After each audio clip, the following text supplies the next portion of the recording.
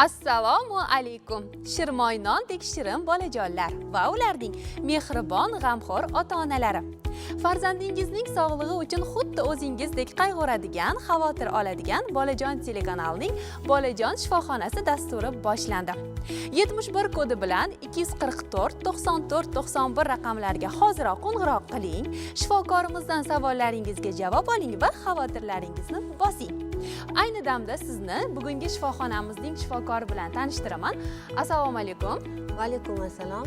Tibbiyot fanlari nomzodi, 30 yillik tajribaga ega pediatr, pulmonolog Fatima Fayziyevna. Xush kelibsiz. Rahmat, xushvaqt bo'ling. Fatima opa kechagina qish bizga xayr dedi va bugun quchoq ochib bahor o'lkamizga kirib keldi. Aynan bahor chog'ida bolajonlarning immunitetlari biroz yalqovlashib qoladi va ular har doimgiga qaraganda ko'proq shamollashadi, ko'proq toliqib qolishadi. Nima sababdan? Buning juda ko'p sabablari bor. Ikkita asosiy sababini aytaman. Birinchidan, bolajonlarimizning bahorda immunitetlarining pasayib qolishiga sabab bolajonlarning immunitetdagi vitaminlar zaxirasi kamayadi. Ikkinchidan esa bolajonlar qish bo'yi viruslar bilan kasallanib, ko'p antibiotik dorilar olgandan so'ng bular immunitetni tushirib yuborishga sabab bo'ladi. Mana shunday vaziyatda onajonlarimizga qanday maslahat berasiz? Albatta bunday paytda onajonlarga bolajonlariga e'tiborliroq bo'lishlarini va ularning immunitetlarini ko'tarishlari uchun bolajonlarning ovqatlanish menyularini qarab chiqishlari, to'g'ri tashkil qilishlari hamda bolajonlarga vitaminlardan berishlarini tavsiya qilaman. Va sog'lom turmush tarzi, odat tarbiya bu ham yordam beradi. Bizda qo'ng'iroq bor. Mana onajonlarimiz, chaqqon onajonlarimiz qo'ng'iroq qilishni boshlashyapti. Assalomu alaykum, efirdasiz. Alo, sizni eshityapmiz. Assalomu alaykum. Assalomu alaykum. Marhamat, o'zingizni tanishtiring. Qayerdan qo'ng'iroq qilyapsiz? Buxoro viloyati Buxoro shahridan telefon qilyapman. Abrora Sabinaman. Marhamat, savolingiz. Savolim, men 1 yosh 3 oylik o'g'lim bor. Eshityapmiz. O'g'lim 1 yosh 3 oylik, yurganda ko'p yiqiladi. Shu nimadan deb so'ramoqchi edim. Rahmat, Fatima opa, marhamat. 1 yosh 3 oylik bolani yurganda ko'p yiqilishining sababi hali bolajon yurishga to'liq o'rganmagan. Bolada yurgandan so'ng 2, 3, 6 oygacha yurishga moslashuv ketadi va uning yana ikkinchi sababi bolajonda yassi oyoqlik bo'lishi mumkin yoki bo'lmasa rakitning asoratlari bo'lishi mumkin yoki bo'lmasa bolaning tonuslari bo'sh bo'lishi mumkin. Ana shu holatlarga e'tibor bersa onajonimiz albatta bu savolning yechimini topgan bo'ladilar. Qaysi shifokorga ko'rinishlari kerak? Albatta o'zlarining shifokori, pediatrga ko'rinishlari kerak bo'ladi va xavotir olmasliklari kerak, chunki 1 yosh 3 oylik bola hali to'liq yurgunlaricha yiqilib keyin o'rganadi. Albatta. Bizni Bolajon TV rasmiy Telegram kanalimizga ham savollar kelyapti. Farzandimning tomog'i juda tez og'rib qoladi. Shifokorga chiqsak, bu folikulyar angina deb aytadi. O'zi nima? U bilan qanday kurashish mumkin? Folikulyar angina tomoq murtak bezlarining, ya'ni bodomsimon bezlarining yallig'lanishi. Bu bolalarda tez-tez kuzatiladigan kasallik. Bu kasallik bilan tez-tez kasallanmasligi uchun avvalambor immunitetini ko'tarish kerak va bolani shu folikulyar anginaga olib keluvchi sabablar sovuq qotish, muzdek ichimliklarni bolani chiniqtirmasdan berish va albatta bolaga to'g'ri kun tartibi tashkil qilish. Rahmat Fatima opa, bizda yana qo'ng'iroq bor. Assalomu alaykum, sizni eshityapmiz. Assalomu alaykum. Yaxshimisiz? Rahmat. O'zingizni tanishtiring, qayerdan qo'ng'iroq qilyapsiz? Men Qashqadaryodan Qo'qon tumanidan telefon qilyapman. 3ga kirgan o'g'lim bordi. O'g'lim hali yaxshi gapira olmaydi. Yo uni bironta nevropatologga ko'rsatishimiz kerakmi? Yo o'zi gapirib ketadimi? Shu narsa qiynayapti-da. Rahmat, biz sizni tushundik. Marhamat Fatima opa. 1 yosh bola 10 ta so'z bilish kerak. 2 yosh bolani so'z zaxirasida 200-600 ta so'z bo'lishi kerak. Demak, bolajon 3 yosh ekan. Bu bolajonni nutq rivojlanishi orqada qolayotgan ekan. Albatta, bu bolajon bilan shug'ullanish pedagog, psixolog bilan hamda pediatr bilan maslahatlashib, davo choralarini boshlash kerak. Rahmat sizga. Biz yana Telegram kanaliga kelgan savollarni o'qiymiz. Qizim 8 yosh, labi juda ko'p quriydi. Bu nima sababdan bo'lishi mumkin? 8 yosh bolaning labini tez qurishlari sabablari ich qotishi, qabziyatning sababi esa bolalarda gijjalarning bo'lishi va o't qopning quyuqlashishi va yaxshi ishlamasligi. Ana shu holatlarni ko'rib bolajonni davolash kerak bo'ladi. Bizda yana savol bor. Farzandim qulog'i shamolladi va uni shifokorlar otit deb aytishdi. U yana qaytalanishi mumkin, ehtiyot qiling deyishdi. Shun to'g'rimi debdilar? Albatta, otit qaytalashi mumkin, uni ehtiyot qilish kerak. Bolajonning yoshiga bog'liq. Agar bolajon 1 yoshgacha bo'lsa, unda bu qaytalash tez qaytalashi mumkin, chunki ularni quloqlaridagi hali to'liq shakllanmaganlik anatomik fiziologik xususiyatlari bor. Shuning uchun bu bolajonga onajonimiz e'tiborliroq bo'lishlarini tavsiya qilaman va albatta lor maslahatlaridan olishlarini maslahat qilaman. Yana savollarni o'qishda davom etamiz. Farzandim 4 yoshda. Tirnoqlari yemirilyapti. Bu nimadan? Tirnoqlari yemirilyaptimi, tirnoqlari tishlayaptimi? Menimcha tirnoqlari yemirilyapti deganlar, menimcha. Bu ko'pgina sabablari bor. Eng birinchi sabab anemiya bo'lishi mumkin. Kamqonlik, kalsiy yetishmovchiligi, vitamin yetishmovchiligi va albatta doimo bolalarda gijjalarning bo'lishi. Bizda qo'ng'iroq bor. Assalomu alaykum, sizni eshityapmiz. Assalomu alaykum. Marhamat, o'zingizni tanishtiring. Men Namangandan Matlubaman. Marhamat, savolingiz. Qizim 2 yoshdan o'tdi. Ko'proq bundoq kuzatsa hech qanaqa og'riq nimalari yo'q, sog'lom, xudoga shukr. Yerga yotib, g'alati ishqalanib, shunaqa qilib nimadan bo'ladi u? Savolingiz biroz tushunarsizroq bo'ldi. Iltimos qaytarib yuboring. G'alati ostini ishqab, shunaqa qilaverib yerga yotib.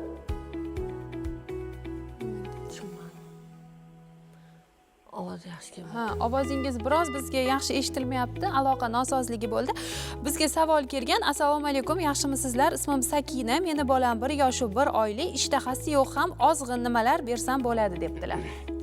1 yoshi 1 oylik bolani ozg'inligiga sabab, demak, onajonni bolani ovqatlantirishini to'g'ri tashkil qilmaganligi va qo'shimcha ovqatlarni 6 oydan emas, kech kiritganligi va bolajonlarni shu o'rinda aytib ketmoqchi edim. Bolani ovqatga o'rgatganda doimo 6 oydan kechikmasdan ovqatga o'rgatish kerak bolani, chunki bolalar keyinchalik ovqat yeyishi qiyin bo'lib qoladi.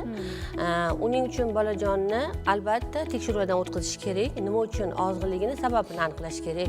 Ko'pincha 1 yoshi 1 oylik bolada onada emishga ko'proq berilib ketadi bolalar va kamqonlikda ham bolalar ishtahasi yaxshi bo'lmaydi. Rahmat Fatima opa. Bizda yana savol bor. Farzandimni qanday qilib chiniqtirsam bo'ladi? Kamroq shamollashi uchun debdilar. Necha yoshini aytmabdi? Yo'q, aytmaganlar. Farzandni chiniqtirishning eng yaxshi yo'li chaqaloqligidan, olib chiqqan kundan, raddumdan xona temperaturasini salqin qilishi 22-24 gradus. Tug'ilishi bilan. Namlatgichini 40-60% da saqlashi va bolani to'g'ri kiyintirish, 2 qavat kiyintirish. Bizning onajonlarimiz bolani raddumdan olib chiqqandan keyin issiq xonaga va qavat-qavat kiyintirishni yaxshi ko'rishadi. Agar shu ikkita tavsiyamga e'tibor bersalar va xonada bolani kiyimlarsiz qoldirib 10-15 minut chiniqtirib, vazdushni, ya'ni havoli vannalar qilsalar, bola juda ham chiniqib o'sadi. Rahmat Fatima opa, bizda qo'ng'iroq bor. Assalomu alaykum, sizni eshityapmiz. Assalomu alaykum. Yaxshimisiz? Marhamat, savolingiz, o'zingizni tanishtiring. Men Olmaliq shahridan 5,5 yoshli o'g'lim hayajonlanib gapirsa tutiladi. Keyin 2 yoshli qizim yig'lasa labi titraydi, u nimadan? Rahmat savolingiz uchun. Bolajonning hayajonlansa, gapirishda qiynalishi, demak bu tutilishi, ko'proq biz buni zaikani, ya'ni tutilish deymiz. Bu holat ko'proq nevrologik holatga taqaladi va bu bolani ko'p urishmaslik, ko'p tanbeh bermaslik va albatta neyropsixolog bilan maslahat olishlarini tavsiya qilaman. 2 yoshli bolasini esa nima dedilar? 2 yoshli titraydi dedilar. Lablarini titrashi ko'pincha bosh miyada kislorod yetishmovchiligidan, qon aylanishi yaxshi emasligidan dalolat beradi va bu bolani ham albatta nevropatolog konsultatsiyasiga olib borishlar kerak bo'ladi. Rahmat Fatima opa, bizda yana savol bor. Farzandim 8 yoshda 2-sinf o'quvchisi, lekin hali ham uxlasa, bosh barmog'ini so'rib uxlaydi debdilar. Bu nimadan? Bu holat juda ham ko'p kuzatiladi bolalarda. Bu bolani tarbiya qilayotgan paytimizda defekt uxudi deymiz. Ko'pincha shunaqa holat bo'ladi. So'zga ko'p so'rgan bolalarda va so'rg'ich so'rgan bolalarda hamda qo'lini so'radigan bolalar juda ko'p kuzatiladi bu holat. Buni albatta nevropatolog bilan pediatr birgalikda davolashadi. Albatta bolani nerv sistemasidagi asinevrotik sindromdagi qo'zg'aluvchanlikni olib tashlash bolani va bola bilan pedagog, psixolog ishlashi kerak. Bizda qo'ng'iroq bor, rahmat. Assalomu alaykum, sizni eshityapmiz. Assalomu alaykum.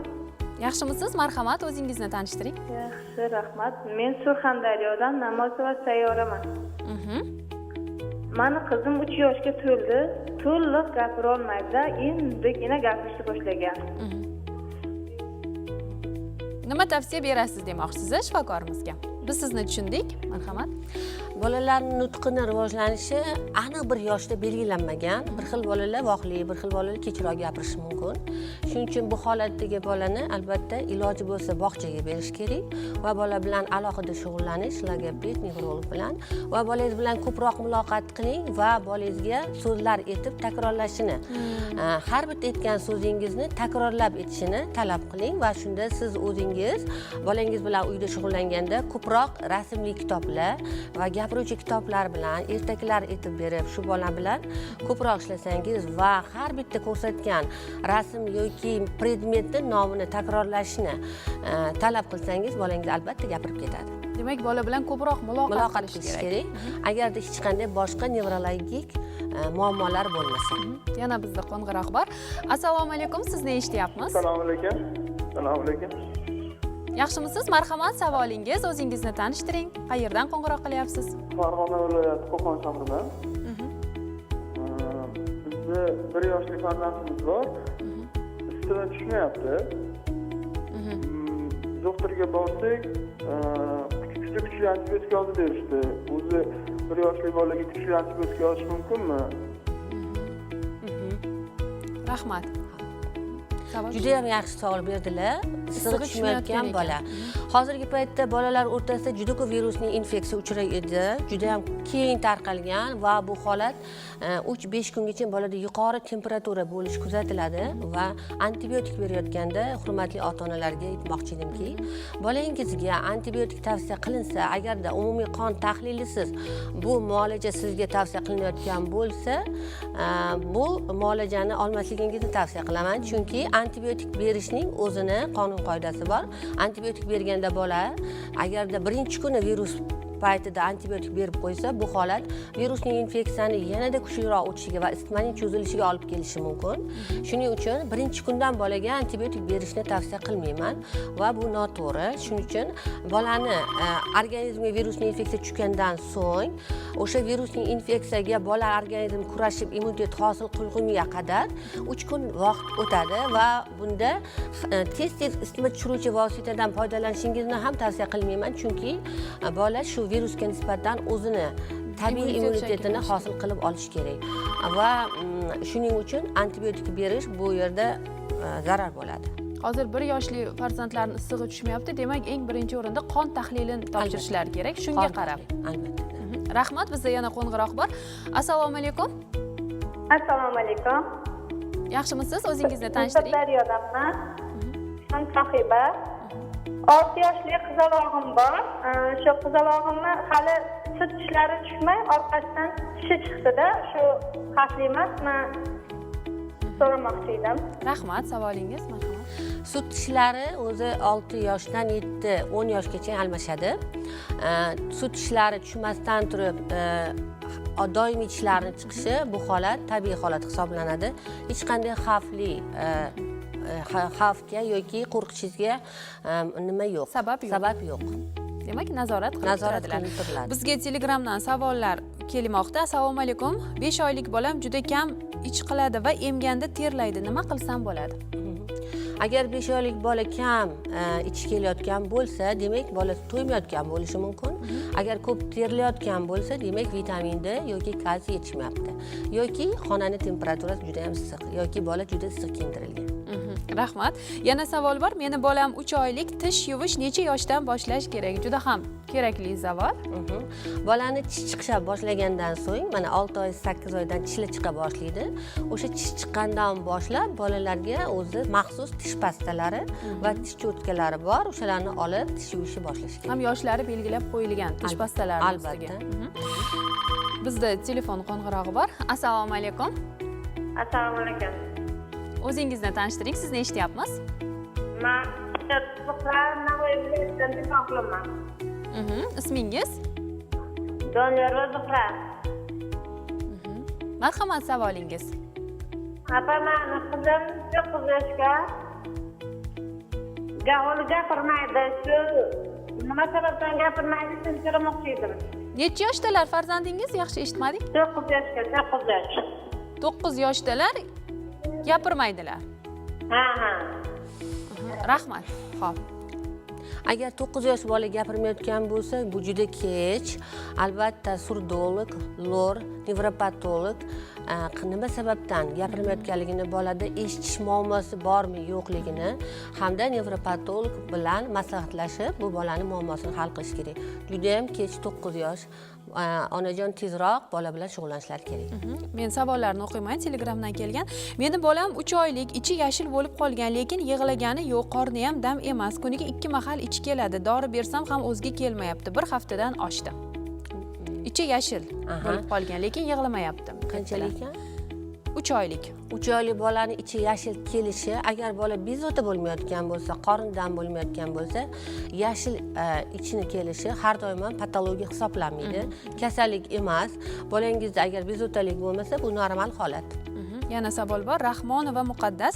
Assalomu alaykum. O'g'lim 2 yoshi 8 oylik, juda asabiy va sho'x. Hech kimga bo'ysunmayapti. Nima qilsam bo'ladi? Bu holat yomon emasmi? Bu holat bolangizni siz hamma aytganini qilasiz va bolangiz aytgan narsalarni olganingiz, qilganingiz uchun bolangiz sizni yanada manipulyatsiya qilmoqchi. Erkalik alomatlari. Erkalik alomati. Shuning uchun bolajon bilan erinmasdan gaplashish kerak. Hamma aytganini qilishni noto'g'ri ekanligini tushuntirsangiz, bolajonlar juda ham yaxshi tushunishadi. Bu holat o'tib ketadi. O'tib ketadi va yana bitta narsani aytib ketmoqchiman. Bola yig'laganda ota-ona bir xil gapda turish kerak. Onasi mumkin emas deb taqiqlagan narsani otasi ruxsat berish kerak emas. Ko'pincha shu holatda mana shunday holatlar kuzatiladi. Rahmat. Assalomu alaykum. Sizni eshityapmiz. Bizda qo'ng'iroq bor. Assalomu alaykum. Surxondaryodan qilyapman. Ismingiz? Saida. Marhamat. Qarang, 2 yosh 7 oylik o'g'lim bor. Orada ikkinasi ham xuddi dadasi qo'yganimga to'xtab qo'yganda xotinga obordik, ikkinasi bir oycha bo'lib qoldi, bir oy nima qilib dorilar yozdi, lekin baribir Savol tushunarli bo'ldimi? Gromkida gapiryaptilar-da. Bu yo'q, gromkidan nima qilganman? Mana endi aniqroq gapiring. Avo. Da. Eshityapmiz sizni. 3 yosh 7 oylik o'g'lim bor. Kichkinasi bor, 4 oylik chaqalog'im. Shu boyagi tug'ilganda baqiribmizda qo'rqoq bo'lib qolgan. Keyin o'shanga boyagi nevropatologga olib borib dorilar ichirdik, baribir sal ovoz qattiq baqirsa qo'rqadi baribir. Cho'chib qolgan bola. 4 oylik bola. Ha, yaxshigina. 3 yoshi 4 oylik dedingiz-a farzandingiz? Qaysi biri qo'rqib qolgan? 3 yoshi 7 oylik. 3 yoshi katta farzandingiz qo'rqib qolganlar. Ha. Bo'ldi. Rahmat. Biz sizni tushundik. Salomat bo'ling. Katta farzandlarni qo'rqib qolishiga sabab ikkinchi bola dunyoga kelgani va onasini qizg'angani ko'pincha. Bu bolaga ko'proq e'tibor bermabdilar. Ko'proq ikkinchisi bilan bo'lib ketib qolganlar. Shuning uchun bu bola bilan birinchisi bilan ko'proq e'tiborli bo'lib, u bolani shu qo'rquvdan olib chiqib ketishlari kerak. Bola nima uchun qo'rqadi? O'ylaydiki, endi menga onam e'tiborini kamaytiradi, ko'proq ikkinchi ukam bilan bo'lib qoladi. Ana shu holatda shu bolada shunaqa psixologik travma bo'lgan. ana shuni onajon sekin asta bolani bag'riga bosib tushuntirib mehr muhabbat berib bolani bu holatdan o'zlari chiqarib olsalar bo'ladilar. Demak, bolajonni ona mehri davolaydi. Ona mehri davolaydi va agarda bu holat juda ham ona mehri bilangina ham tuzata olmasalar, unda albatta nevropatolog konsultatsiyalarini olishlarini tavsiya qilaman. Rahmat Fotima opa, juda ham kerakli javob berdingiz. Meni bolam bor, 11 yoshu 1 yilda juda ko'p shamollaydi, lekin juda 3 kunda tuzaladi, debdilar. 1 yilda ko'p shamollaydi, 3 kunda tuzaladi.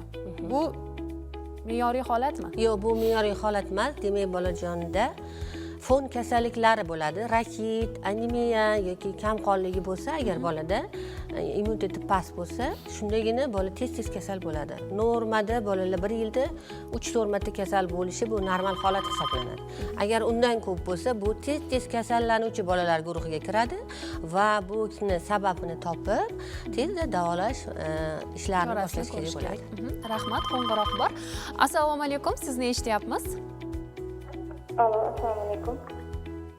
Assalomu alaykum, marhamat, o'zingizni tanishtiring. Men Istanbul Iroda, Buxorodan. Savolim, o'g'lim 2-sinf o'qiydi, lekin R harfini to'liq ayta olmayapti. Nevropatolog bilan, logoped bilan shug'ullandim.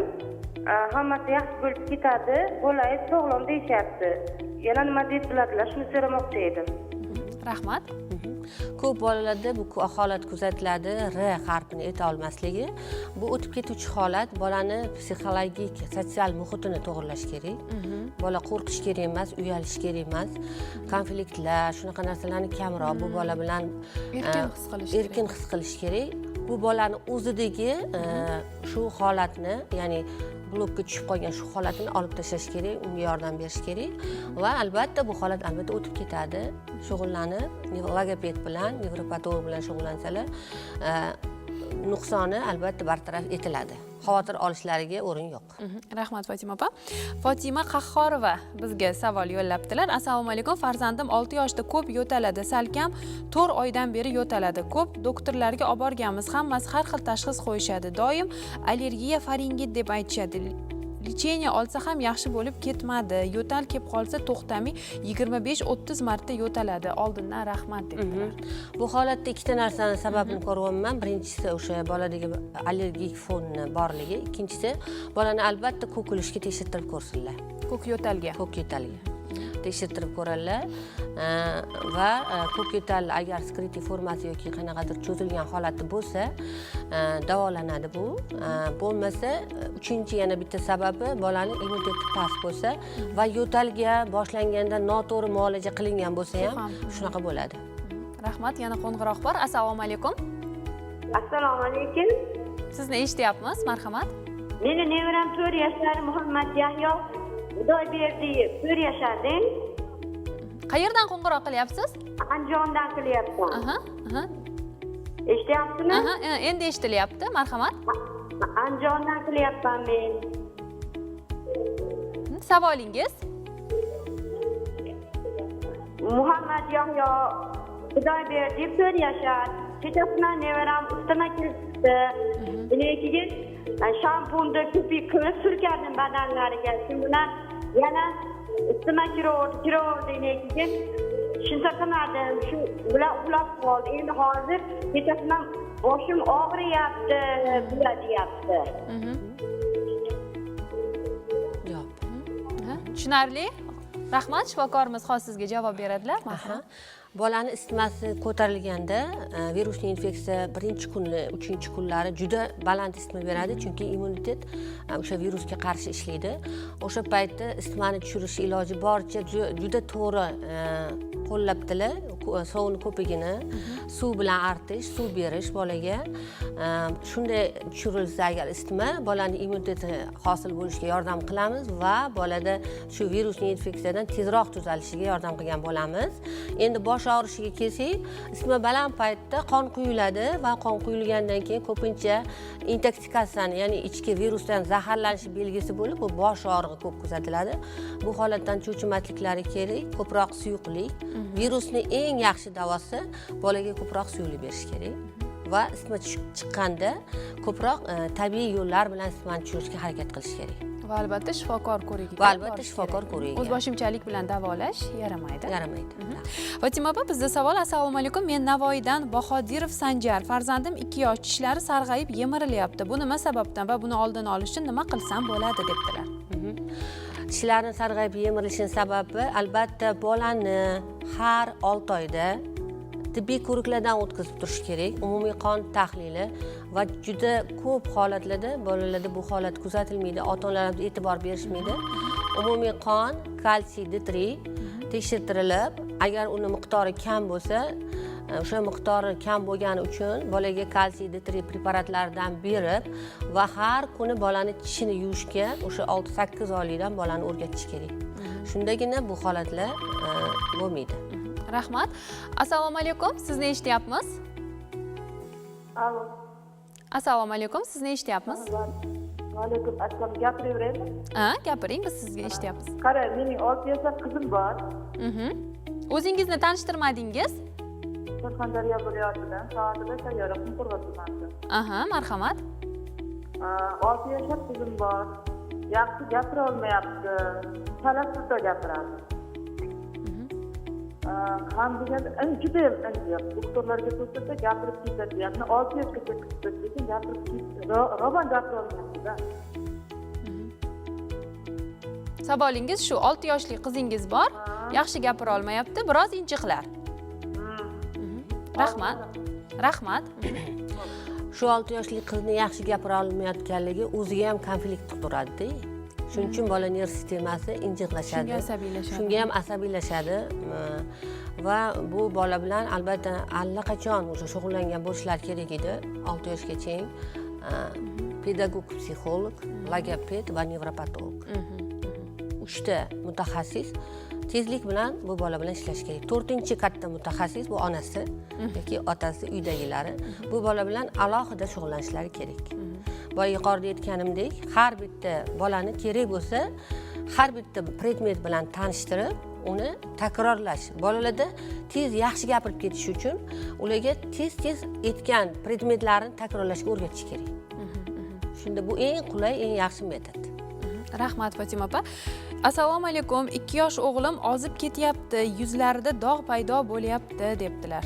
Ilhom bizga yozganlar. Yuzlarida dog' paydo bo'layotgan bo'lsa, bola ozib ketayotgan bo'lsa, bu albatta bolajon akalardan yoki bog'chada kimlardandir gijalar yuqtirib olgan bo'lishi mumkin. Dog'lar ham shuning alomati? Dog'lar ham shuning alomati kuzatiladi. Ko'pincha dog'lar shu gijalardan keyin kuzatiladi. Albatta tez tekshiruvlardan o'tish kerak va davo choralarini boshlash kerak. Rahmat, bizda qo'ng'iroq bor. Assalomu alaykum, sizni eshityapmiz. Gapiravering. Gapiring, biz sizni eshitishga tayyormiz. Assalomu alaykum. Yaxshimisiz? O'zingizni tanishtiring. Anaqa, meni nevaram borda 4-sinf. Kechqurun ko'p uyqusiraydi. Kechqurun chiqib ketadi. Shu nimaga ekan, shuni so'ramoqchi edim. O'zingizni tanishtiring, qayerdan qo'ng'iroq qilyapsiz? Toshkent viloyatidanman. Rahmat. Mirzarayimova Dilora. Rahmat. Birinchi meni gumonim bu bola kech uxlaydi. Yoki uyqu fazalari buzilgan bolada. Uyqusida tartib yo'q. Tartib yo'q. Bu bolada melatonin o'z vaqtida ishlab chiqmaydi. Bu bolada ikkinchi gumonim esa bolada nevrologik muammo bor. Albatta bu yerda nevropatolog hamda onasining uyqu rejimini uyda to'g'ri tashkil qilishi, bolani 9 dan uxlatishga harakat qilishi va rejim bilan har kuni 9 yosh bola bo'lsa soat 9-10 orasida uxlash kerak. Agar uxlaganda melatonin tashqariga chiqmasa, bu baxt gormoni deymiz. Bolaning immuniteti ham pasayib ketadi, bolaning uyqu rejimi ham buziladi. Shuning uchun bu bolaga onani birinchi qiladigan ishi uyda uyqu rejimini tashkil qilishi va ikkinchisi mutaxassislarga murojaat qilishi. Rahmat Fatima opa, bizni Telegram kanalimizga assalomu alaykum. Yaxshimiz, biz Fatima opani kasallarimiz, biz ulardan xursandmiz, baraka topsinlar deb sizga maqtovlar ham kelmoqda. Assalomu alaykum. Meni 14 yoshli jiyanimni sochi oqargan. Qanday shifokorga murojaat qilish kerak? Javobingiz uchun rahmat. Ohista Jo'rayeva. Ohista.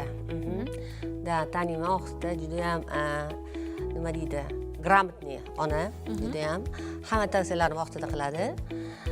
Bu holatda albatta dermatolog bilan maslahatlashishlari kerak. Va bolani vitaminlarga, umumiy qon tahlillarini tekshirib, o'sha pediatr bilan birgalikda dermatolog davolashlari kerak. Bizda qo'ng'iroq bor. Assalomu alaykum, sizni eshityapmiz. Assalomu alaykum. O'zingizni tanishtiring. Men Surxondaryo viloyatidan Meliboyeva Shohidaman. Marhamat, savolingiz. Mening egiz farzandlarim bor. Bir yoshi 8 oylik. Marhamat, savolingiz. Egiz farzandlarim bor. Bir yoshi 8 oylik. Qizimni bir o'g'il, bittasi qizdi. O'g'limni tishlari tishi chiqmayapti. Bitta ikkita chiqqan. Qizimdan to'liq chiqqan. Keyin nimadir qo'shimcha nimadir ovqat berish tashammi, nimadir bersammi yoki kalsiy ichirsammi? Rahmat sizga savolingiz uchun. Egiz farzandlar bor ekan. Egiz farzandlar, demak, ikkinchisi tish chiqmayotganligi sababi, demak, bu bola tvorog yoki oqsilga boy bo'lgan, kalsiyga boy bo'lgan ovqat mahsulotlarini yemasalar kerak.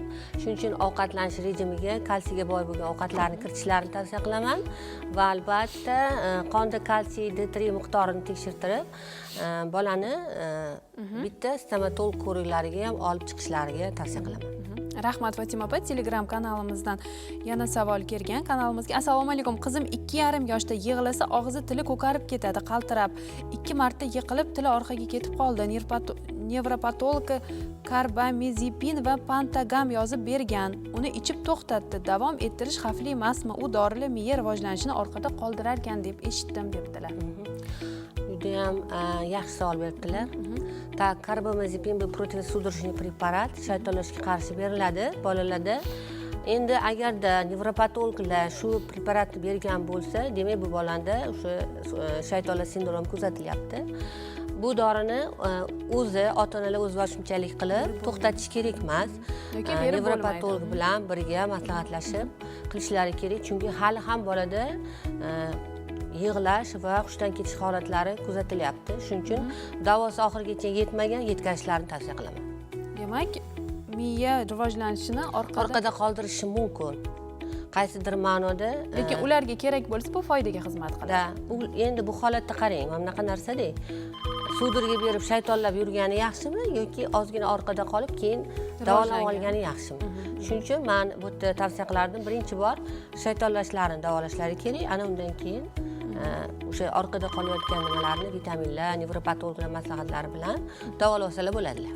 Rahmat. Assalomu alaykum, sizni eshityapmiz. Assalomu alaykum. Marhamat. Aha. Bog'omroddan Nigora bilaman. Savolingiz? Ikkita qizim bor, ikkinchi qizim 1 yosh 7 oy. Chiqib yotgan paytga bu shuni orqaga qilib yotadi, keyin juda ko'p aylanadi yotganda. Kalsiy nevropatologga uchrashib, lecheni olyapman. Kalsiy 2 oydan oshdi, D3 beryapman, yarim tabletkadan bir mahal. Qancha vaqtgacha bersam bo'ladi bu kalsiyni? Bunga endi vaqt rivojlanishi degan esa, boshlarida bunday o'zgarishlar bo'lib, necha yoshgacha bersam bo'ladi? Yig'lagan paytga men ko'karganday bo'ladi, lablarim yonadi. Kalsiy va D3 vitaminini aytyapsiz-a? O'sha D3 kalsiy vitamini, D3 kalsiy tabletka. Rahmat. Juda yaxshi savol. Men shu yerda bitta narsani aytib ketmoqchi edim. D3 ni uzoq vaqt qonni tekshirmasdan berish juda ham xavfli asoratlarga olib kelishi mumkin. Chunki D3 qonda 100 gacha norma hisoblanadi, 30 dan 100 gacha. Agar 100 dan oshib ketsa, bolaning nerv sistemasiga ta'sir qilishi mumkin, qo'zg'aluvchanlikni oshirib yuborishi mumkin. Shuning uchun davomiyligini albatta 6 oyda tekshirib ko'riladi qonda kalsiy D3 ni. Agar miqdori normaga kelgan bo'lsa, to'xtatilishi kerak. Demak, qon tahlili natijasiga qarab albatta, uni D3 oshib ketishi ham yomon asoratlarga olib keladi. Gipervitaminoz D kasalligiga olib keladi. Rahmat Fatima opa, savol kelgan. Assalomu alaykum. Meni o'g'lim 4 oylik. Ba'zida tik qilib ko'targanda qizarib, qotib kuchanadi. Nimadan? Boshqa holat yaxshi. Shifokorimizdan so'rasam, og'irlik tushadi, shundan deb aytdilar. Bu bolani prosta bolaga yoqmayotgan bo'lishi mumkin.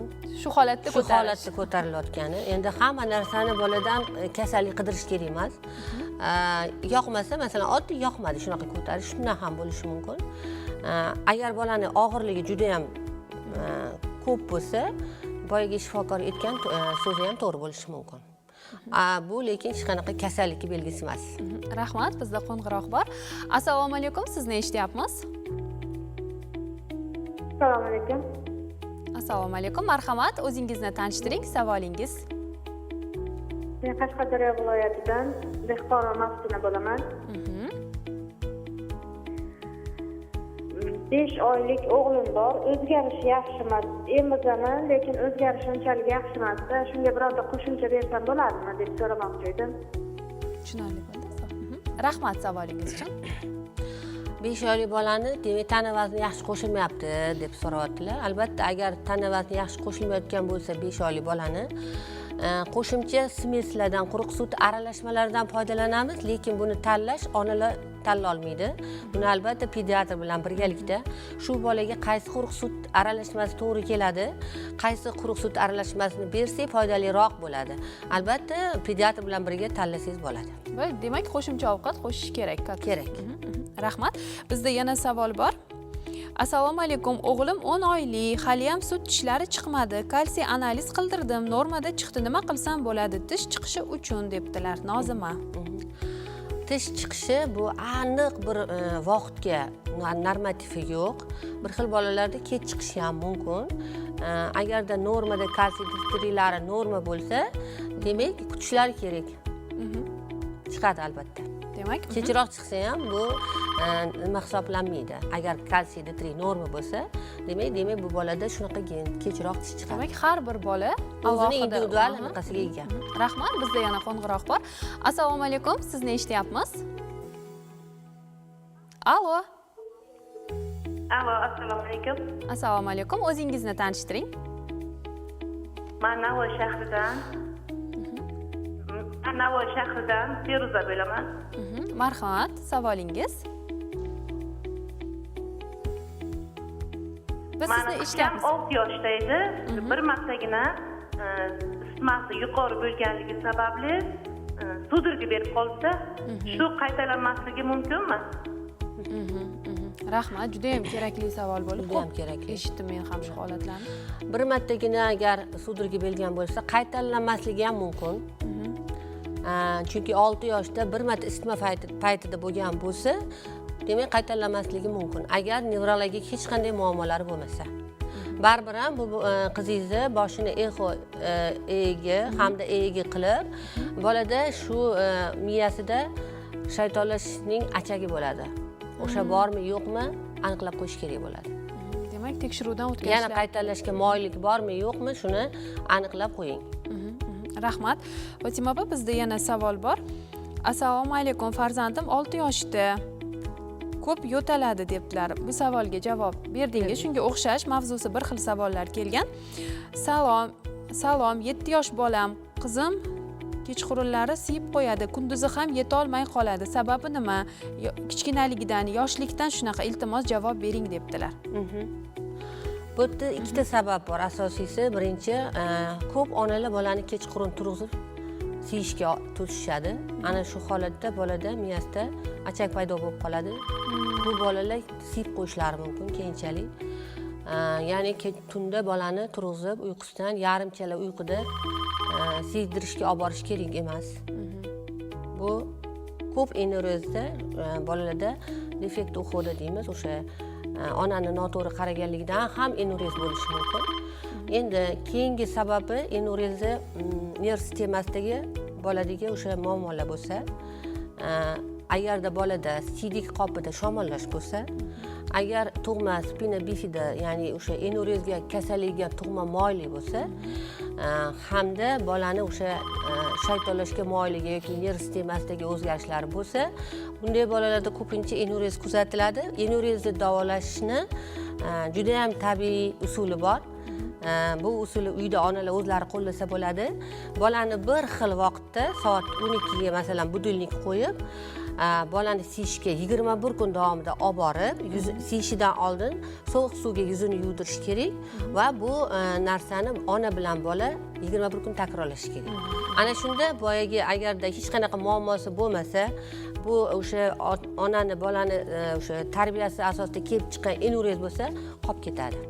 Agar bo'lmasa, unda davolashga tavsiya qilaman. Rahmat. Assalomu alaykum. Sizni eshityapmiz? Assalomu alaykum. Efirdasiz, o'zingizni tanishtiring. Men Qashqadaryo viloyati Shahrisabz tumanida Rasulov Jamol boboman. Marhamat. Meni nabiram bor. Yoshi 5 yoshda. Sog'lom, yaxshi. Faqatgina yaxshi gapira olmaydi. U biror narsani so'rasangiz barmoq bilan ko'rsatadi. Qo'l bilan ko'rsatadi. O'zi tetik chiroyli, hamma narsani yaxshi tushunadi. Men uni shifokorga bordim. Ko'rikdan o'tkazib kelish uchun oyisini olib. Oyisi bilan olib kelsa, bu shunday bo'ladi, kechroq gapiradi. Sabr qilish kerak debdi. Shunga men xavotir olyapman bobo sifatida. Men qolgan nabiralarim, kichkina o'g'limga ham o'sha yoshdagi nabiram bor. Ikkalasining orasida 2 yosh. Bu juda yaxshi gapiradi, ravon, bog'chaga boradi o'zi. Uni bog'chaga ham qo'ya olmaymiz. Keyin u perjevat qilyapti. Gapira olmagani uchun dadan qanday zo'rmi, o'tsa u o'zi qo'li bilan ko'rsatadi, qanday qilganini men sezaman u bolani. So'zlar yetmaydi. Bobojon, nabirangiz so'zlarni aytadilarmi? Aytolmaydi. So'zlarni aytadilar, lekin to'liq gapirmaydilar. Aytolmaydi. So'zlarni ayta oladilar, a? Dada, o'yi deydi, chalaqib aytadi. Lekin o'sha qatori yana kichkina o'g'limni qiz nabiram bu, u bosh charillab gapiradi, yaxshi bog'chaga bor, u bog'chaga ham qo'yolmayapti. Shunga bizning tumanimizda qanaqangi shifokor bor ekan, shunga borib murojaat qilganda yaxshilab ko'rsatdi. Men bobo sifatida o'shandan ozgina xavotirlanyapman. Rahmat sizga. Nabiralarim unday emas. Ikkita opa singlisi bor, ravon gapiradi. Bu kichkinasi shunaqa. Rahmat, biz sizni tushundik. Rahmat. Bu holatda 5 yosh bola gapirmasligi kechikkan, haqiqatdan nutq rivojlanishi orqada qolgan. Bu bola bilan albatta nevropatolog, pedagog, psixolog, logoped, ota-ona albatta shug'ullanishlari kerak. Muammosini, sababini aniqlashlari kerak va bola albatta agar tushunayotgan bo'lsa, so'zlarni gapirayotgan bo'lsa, gapirib ketadi. Eshitish qobiliyati yaxshi bo'lsa, albatta gapirib ketadi. Rahmat. Savol: men Tojikistondanman. Assalomu alaykum. Meni o'g'lim 5 yosh, tez-tez yuzida toshma paydo bo'ladi. Doktorlar gribok deydi. Tez-tez qaytalanyapti. Nima qilib oldin, nima qilsam bo'ladi? G'afurzoda Izzatullo Lutfullo debdilar. Bu holatda bolani ichak sistemasini o'rganish kerak. Kaprologiya, axlatini, umumiy qon tahlilini, hamma tahlillarni, tekshiruvlarni aniqlab bo'lgandan keyin shu kasallikka sabab bo'layotgan aniq holatni aniqlab olib, ana undan keyin davo muolajalarini berish kerak. Bu albatta tuzaladi, faqat sababini topish kerak. Rahmat. Bizda qo'ng'iroq bor. Assalomu alaykum. Sizni eshityapmiz. Assalomu alaykum. O'zingizni tanishtiring. Men Namangan viloyatidan Dilfuzaman. Marhamat, Dilfuzaxon, savolingiz. Meni 2,5 yoshli o'g'lim bor. Haligi injiqlik nima qilib qochib qoladi-da. Haligi kundan kichkina 1 yoshli o'g'lim ham bor, unga qarab ketsam yig'lab yotganida u yerga yotib qotib haligi ko'karib ketadi-da. U bora-bora u boshqa kasallik olib kelmaydimi? Kalsiy nimalarni ichirdimi? 3 marta kalsiy nimalar ichgandan keyin nevropatolog shu bilan qaytib kelishini shart emas debdi. Endi undan keyin yana qotib qoldi-da. Savol tushunarli bo'ldi. Rahmat, biz sizni tushundik. Savolingiz tushunarli. Bu holatda agar nevropatolog sizni ko'rikdan o'tkazgan bo'lsa va bolada o'sha sudriga, ya'ni shaytonlar sindromini topmagan bo'lsalar, unda kalsiy hamda vitamin D, vitaminlarni tekshirib ko'ring. Kalsiy yetishmaganda ham ko'p bolalar shunaqa qotib qolish holatlari kuzatiladi va albatta bola bilan onajoni ishlash kerak. E'tiborli bo'lish kerak bolani. O'sha qaysarlik sabablarini, o'sha tarbiyadagi noto'g'ri qo'yilgan xatolarni to'g'rilashlari kerak. Rahmat, Fatima opa, savol kelgan bizga. Meni bolam 2 oylik, faqat kuchanib ingraydi. Shunga nima maslahat berasiz? Ichaklarida muammo bormi? 3 oygacha hamma bolalarda ichagida muammo bo'ladi. Ichak sanchiqlari 3 oygacha normal holat kuzatiladi.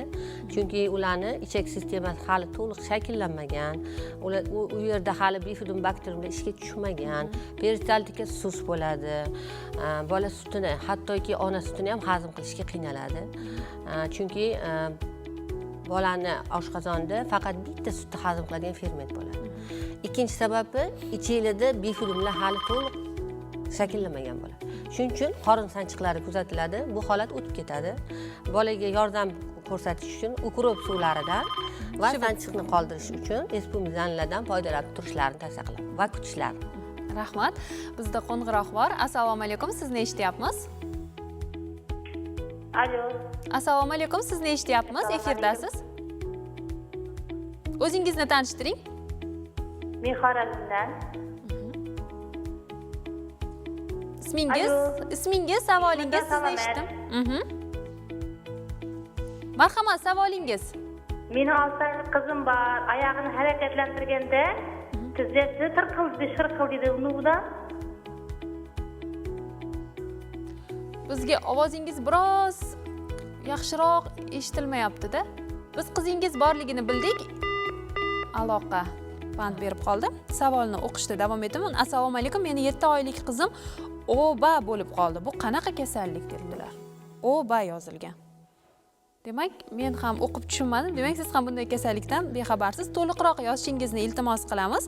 Ismlari ham yo'q ekan, faqat kaputar belgisi ostida yozganlar. Assalomu alaykum, yaxshimisizlar? Meni bolam 6 yosh, gijjasi bor deyishdi. Uy sharoitida ham davolasam bo'ladimi? Sevara. Ha, bo'ladi.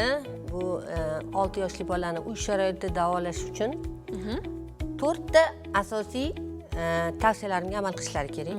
Birinchisi, bolani albatta kechqurun yotganda axlat teshigiga vazelinga paxtani burab taqab qo'yishlari. Chunki ular kechqurun chiqib 5 minutda 6 minutda tuxum qo'yadi. O'shani har kuni olib tashlashlari kerak ertalab tualetga va har kuni chesnok kapsulalaridan berish kerak va hamda qovoq urug'i, qo'lini kalta qilib, tirnoqlarini yo'tlab, ichki kiyimlarini har kuni almashtirib, dazmollab, shu tavsiyalarimga amal qilsalar davolasa bo'ladi.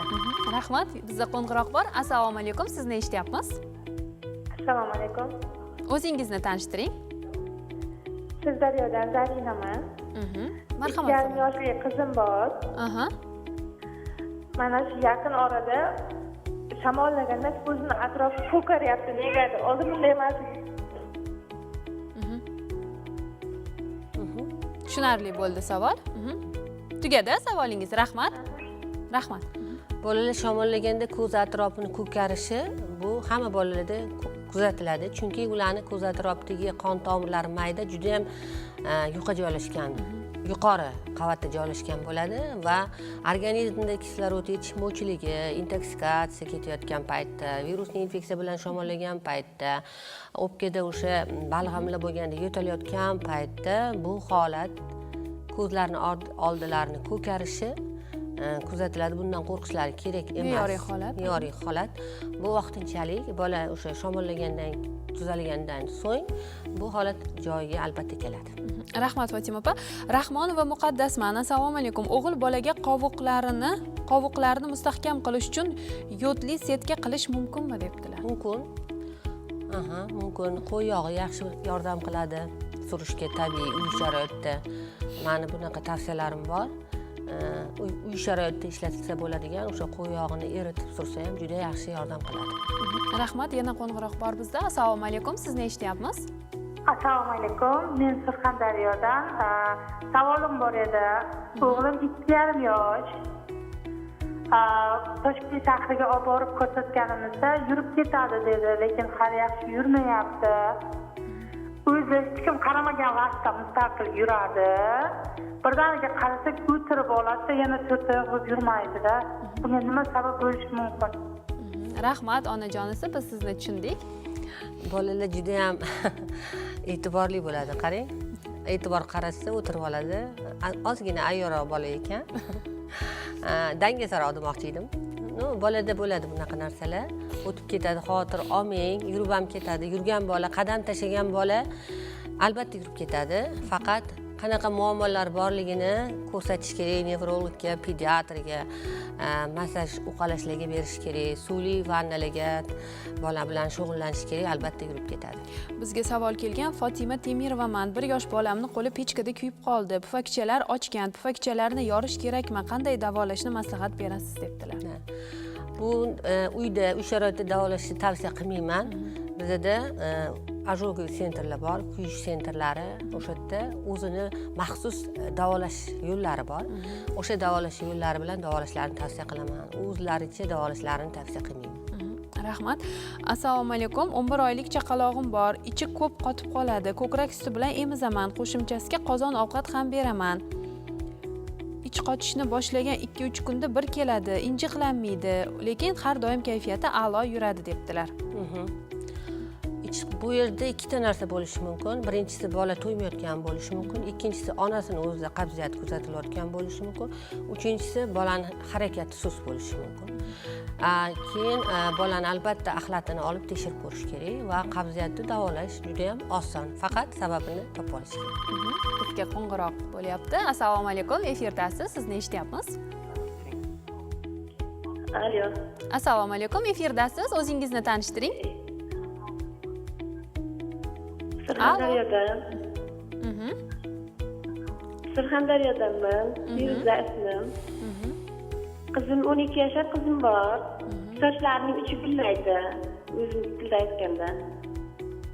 Tushunmadik savolingizni, qaytarib yuboring. Sochlarining uchi gullayapti. Gullaydi deb o'zimizda aytamiz-ku. Sochining uchi, qizimning sochi 12 yoshar qizim bor. Sochlari gullayapti. Gullayapti. Ana bu sarg'ayib qolgan sochlarining uchi. Nima sababdan? Rahmat. Anemiya bo'lishi mumkin, vitamin yetishmovchiligi bo'lishi mumkin.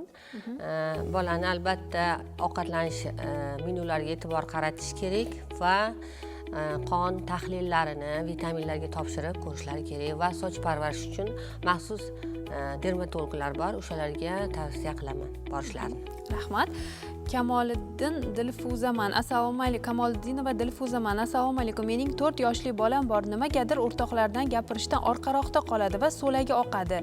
Nima qilsam bo'ladi debdilar. So'lak oqishi oshqozonda helikobakteriya oshib ketganda yoki gastritni belgisi yoki gijalan belgisi, gapirishni orqada qolish esa juda ko'p bu haqida savollarga javob qaytardik.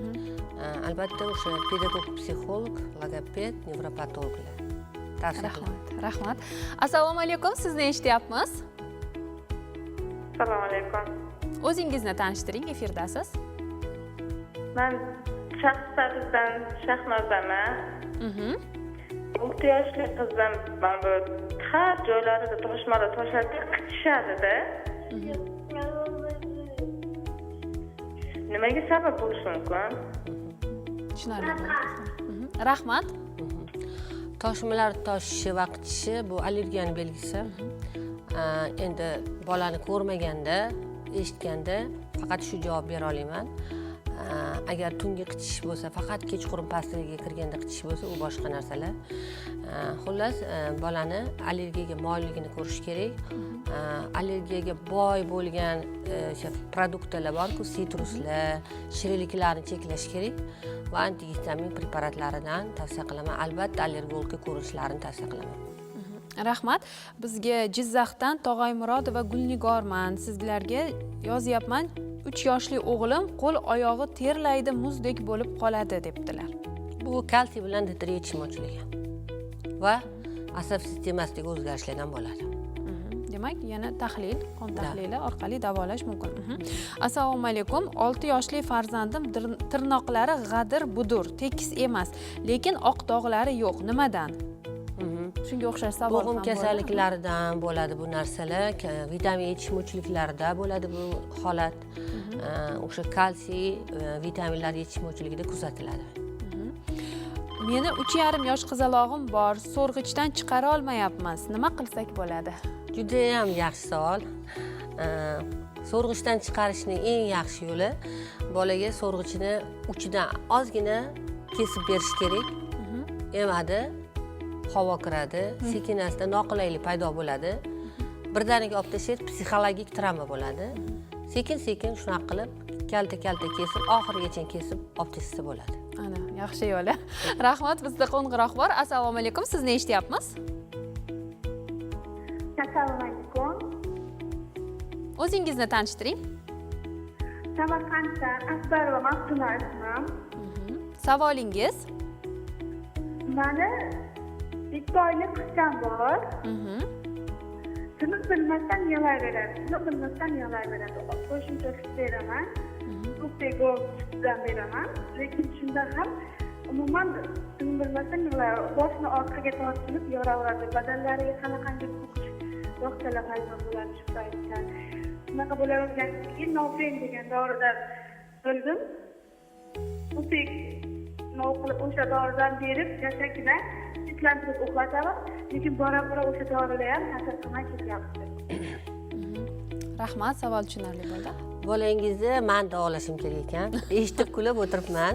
Nofen umuman mumkin emas. 2-3 yoshgacha bo'lgan bolalarda nofen berish umuman taqiqlanadi. Nofen juda ham kuchli dori hisoblanadi. Shuning uchun birinchi o'rinda nofenni berishni to'xtatasiz. Ikkinchi o'rinda bolangizni boshini neyroson qilasiz va neyroson qilganingizdan keyin pediatrga ko'rsatib bolani davolaysiz. Sizni bolangizda gipoksik ishemik ensefalopatiya yoki ichki qorinchalar kengayishi borga o'xshayapti.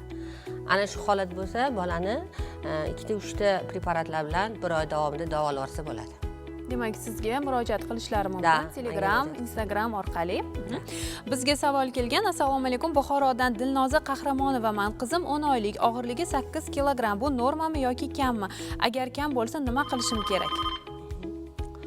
1 yosh bolani og'irligi 9,5-9,7 kilogramm deb olingan. 10 oylik bolaniki 8 kilo bo'lsa, tug'ilgandagi og'irligini bilishim kerak. Tug'ilgandagi og'irligi agar 3 kilo bo'lsa, 6 oyda 4 kilo 8 qo'shiladi, 7 kilo 8 bo'ladi va keyingi oylarda 400 grammdan qo'shiladi. Shunda 2 oyda 8 gramm qo'shilsa, bolani vesi kam. Me'yordan kamda. 7 kilo 800, 8 kilo 200 bo'lishi kerak. 8 kilo 200 bo'lishi kerak, 8 oylik bola. 8 kilo ekanlar hozir. Bular 8 kilo. Norma ekan. Rahmat, bizda qo'ng'iroq bor. Sizni eshityapmiz. Assalomu alaykum. Assalomu alaykum. O'zingizni tanishtiring, efirdasiz. Assalomu alaykum. Sirdaryodan Niluffarman. Marhamat, savolingiz. Meni o'g'lim 6 yosh. Bu kishi hozirgi vrach pulmonolog bo'lgani uchun o'g'limda xronическisi bor. 7 oylikdan beri o'sha bilan kurashamiz. Bu tez qaytaranyapti-da. Tushunarli bo'ldi. 2 oyda bir qaytaranyapti. Bu hozir allergikmi, xronическimi, o'shanga nima tavsiya berasiz? Rahmat savolingiz uchun. Demak, bolaning yoshi kattaroq ekan, allergik yo'tal e'tibor qiling, faqat tunda bo'ladi. Kunduzda allergik yo'tal kam kuzatiladi. Surunkali yo'tal bo'lsa, kunduzi ham yo'taladi, kechasi ham yo'taladi. Ho'l yo'tal ko'pincha bo'ladi. Surunkali yo'talda doim yo'tal qachon allergik bo'ladi? Qachonki bolanida isitma bo'lmasa, shamollash bo'lmasa, faqat yo'tal kuzatilsa tunda, bu allergik yo'talga xos yo'tal bo'ladi. Agarda bolada shamollash bilan boshlangan bo'lsa, isitma bo'lgan bo'lsa boshida va bu yo'tal tez-tez qaytarilayotgan bo'lsa, demak bu bolani o'pkasida o'sha shamollaganda qolib ketgan qanaqadir infiltrat, asorat qolib ketgan bo'lishi mumkin va bu holatda davolasa yo'tal to'xtaydi. Rahmat, bizda yana qo'ng'iroq bor. Assalomu alaykum, sizni eshityapmiz. Assalomu alaykum. Efirdasiz, o'zingizni tanishtiring. Namangan viloyati Qo'qondan yo'ldoshi. Savolingiz? Savolim, meni 7 yoshli bir sinfda o'qiydigan qizim bor. Sal tortib ketishda, meni maktabga chiqib ketishda sal qiyinroq bo'lyapti-da, haligi o'qishdan, matematikdan sal orqada-da, tengdoshlariga nisbatan. Shu inaychigan hachiga 2 yoshli o'g'lim bor, ichi ko'p qotadi. mana haligi qo'shimcha ovqatni qaniydi nonni ko'p yegan ekanmi deb biz amalda qilamiz, lekin nonni juda ko'p yeydi. Mana uy noni, tandir noni yapamiz, o'shani ko'p non yegan ekanmi deb biz aniq qilyapmiz. Hozir 3 kunda yo bo'lmasam 4 kunda bir halginaqa ich qiladida. Ammo boshqa muammo yo'q. Ona ko'p yasha, 2,5 yosh bo'lgani bilan u ham o'zaligi yuqorida savollar bo'ldi. Gapira olmasligiga, ko'rsatib, haligi kattaroq bunaqa telefon qildilar, telefon qildilar, o'shalar nevaralarini singari u ham ko'p gapira olmaydi, soqopchasiga tushuntiradi, lekin undan keyin gapiradi. U gapira olmaydi. Ich qotadigan farzandingiz necha yoshdan boshlab shunday holat kuzatiladi? 2,5 yosh. Hozir ich qotishi deyarli 1,5 yoshdan keyin. Hali ko'kdan sut emizganman, 6 oydan keyin ovqat berganmiz, qo'shimcha ovqat berganmiz. Undan keyin qotardi-da, 4 kun, 5 kundan keladi, qorni to'ymasligi sababli deyishdi. Men o'zimni shifokorlarga ko'rsatsam, qorni to'ymaydi, qo'shimcha ovqat qiling dedi. 7 oylik, 8 oylikdan keyin o'zi qoziq ovqat berish boshlaganmiz-da, qo'shimcha ovqat. Endi hozir u sekin qolib ketadi desak, qolmadi. Endi hozir 4 kunda, 5 kunda o'shanaqa qattiq qiynalib, qabziyat alginaqa, ichaginaqa bo'lyapti-da. Biz sizni tushundik. Rahmat. Men bularni bolalariga tashxis qo'ydim. Gapirishlari bo'yicha 4-5 kunda ichi kelmayotgan bo'lsa, bu to'lika sigma degan kasallik. Bolani ichagida ma'lum bir joyda kengayish paydo bo'ladi.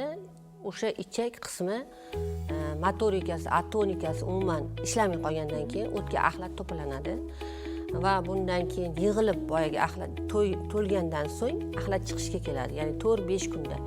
Yoki bo'lmasa ikkinchi holat bolada tug'ma ichak uzunligi hisoblanadi. Normadan uzunroq bolani ichagi. Shu holatlar buni dietskiy xirurglarga borishlari kerak va buni davolasa albatta yaxshi bo'ladi.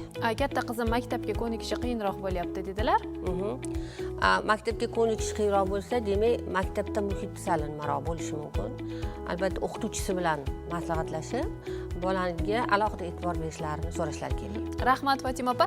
Biz soatga o'z so'zimizni o'tkaza olmaymiz. 1 soat juda ham tez o'tib ketdi. Telegram kanalimizga 400 dan oshiq savollar keldi. Hozir onajonlarimiz juda xavotir olishyapti. Men ularga aytishim mumkin, Fatima Fayziyevna o'zlarining Telegram va Instagram kanallarida barcha savollaringizga javob beradilar. Tomosha qilganingiz Bolajon shifoxonasi edi. Salomat bo'ling.